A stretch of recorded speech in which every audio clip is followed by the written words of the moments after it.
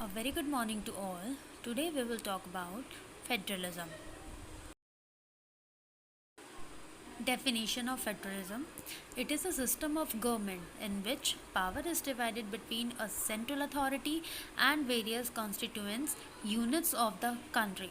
मतलब कि फेडरलिज्म का मतलब होता है कि जब हमारी कंट्री की पावर को दो या दो से ज़्यादा यूनिट में डिवाइड किया जाता है तो उसे फेडरलिज्म कहा जाता है। जैसे कि हमारी इंडिया की पावर को सेंट्रल गवर्नमेंट, स्टेट गवर्नमेंट और लोकल गवर्नमेंट में डिस्ट्रीब्यूट किया गया है, तो ये फेडरलिज्म होता है।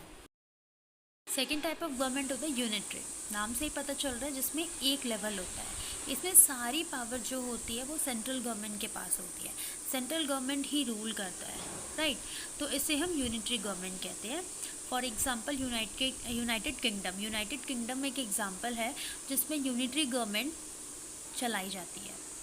सारी पावर सेंट्रल गवर्नमेंट के पास होती है, सेंट्रल गवर्नमेंट सबको रूल करता है। Features of federalism: first feature है कि इसमें दो या दो से ज़्यादा लेवल ऑफ गवर्नमेंट होता है, मतलब कि दो या दो से ज़्यादा लेवल में पावर डिस्ट्रीब्यूट की जाती है। Each level has it on power और जुरिडिक्शन, ठीक है।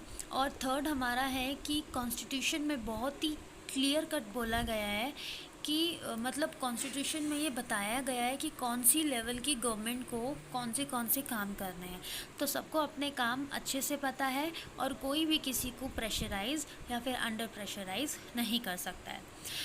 बाद में बात आती है इसकी कि इसका मेन फीचर जो ये होता है कि अगर सेंटर और स्टेट गवर्नमेंट में कभी भी कुछ भी डिस्प्यूट्स हो जाते हैं तो उसको हमेशा सुप्रीम कोर्ट के द्वारा ही सॉल्व किया जाता है।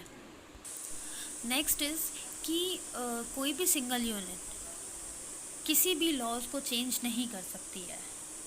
अगर लॉ को चेंज करना है, एक पर्सन भी अगर करना है, तो उसके लिए सेंटर और स्टेट गवर्नमेंट की दोनों की भागीदारी होनी चाहिए।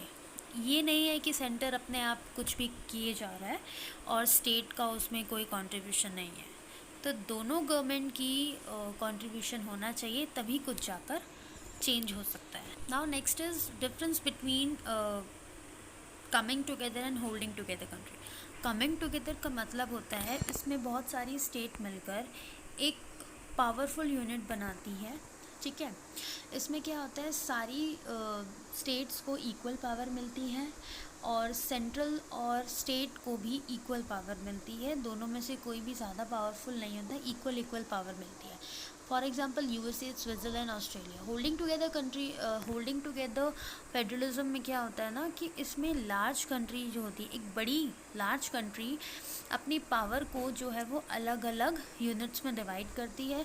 सेंट्रल गवर्नमेंट यहाँ पर ज़्यादा पावरफुल होती है स्टेट गवर्नमेंट के।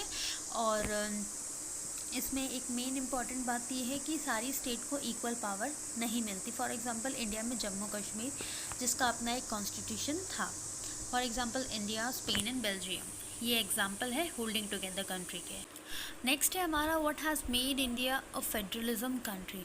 मतलब कि क्या है जो इंडिया को एक फेडरलिज्म कंट्री बनाता है। क्या इंडिया फेडरलिज्म को फॉलो करता है? यस, फॉलो करता है। कैसे?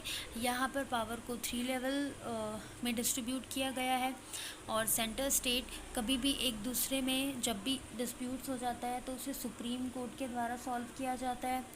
और थर्ड ये है कि कोई भी गवर्नमेंट किसी को प्रेशराइज नहीं कर सकती है। तो ये सारी चीज़ है जो हमें पता है जो इंडिया को एक फेडरल कंट्री बनाती है।